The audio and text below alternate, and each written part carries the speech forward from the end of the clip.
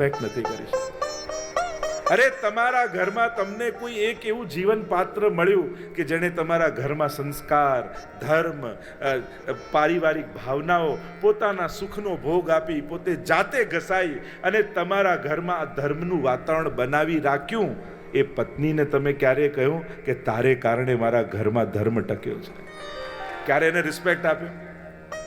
ભૂલો તો કાઢીએ છીએ, ભૂલો બતાવીએ છીએ, પણ જે વ્યક્તિને કારણે તમે ભાગતા ભાગતા જતા હતા ઓફિસે, આજે બહુ ઉતાવળ છે, આજે કામ છે, આજે તો પહોંચી જવું છે, એટલામાં પાછળથી અવાજ આવે કે સાંભળો આજે એકાદશી છે, ઠાકોરજીને દંડવત કરીને તો જાઓ. અને આવો અવાજ જો પાછળ સંભળાય ને તો પોતાની જાતને નસીબવાળા માનજો કે તમારા ઘરમાં કોઈ એક એવું પાત્ર છે કે આવી લૌકિક વ્યસ્તતાની વચ્ચે પણ તમને ભગવાન સાથે જોડી રાખે છે, જેને કારણે તમારા ઘરમાં આપણી સંસ્કૃતિ, આપણા સંસ્કાર, આપણા તહેવાર, આપણા પરિવાર, આપણા આધ્યાત્મ, આ બધું આ એક વ્યક્તિને કારણે તમારા ઘરમાં ત્યાં નિવાસ કરીને રહ્યું. શું એનો આભાર ક્યારે નહીં માનો? એ પણ એક ઉપકાર છે. ખાલી કમાવીને લાવી એનો અર્થ એ નથી થતો કે તમારો જ ઉપકાર પરિવાર પર છે. તમે તો એક પાસું સાચવ્યું છે અને તમારા ઘરનું બીજું પાસું તમારા આખા ઘરના દરેક પાસાઓને સાચવીને રાખે છે.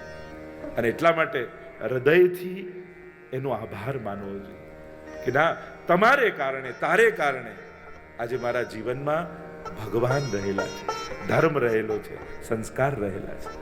તો આ મોટી વાત છે. માણસ ખરાબ વ્યક્તિ મળે તો તુરંત ઓળખે ને એનાથી દૂર થવાની કોશિશ કરે, પણ ઘણા સારા વ્યક્તિઓ આપણા જીવનના અભિન્ન અંગ બની એનું જીવન ઘસી નાખે છે, છતાં એને ક્યારે આપણે આદર નથી આપી શકતા.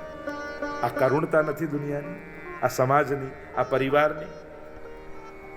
સમાનતાના યુગમાં પણ આપણે એવા વ્યક્તિ કે જે આપણી માટે પોતાના કેટલા કેટલા સુખોના ભોગ આપીને રહે છે, એને પણ આદર નથી આપી શકતા.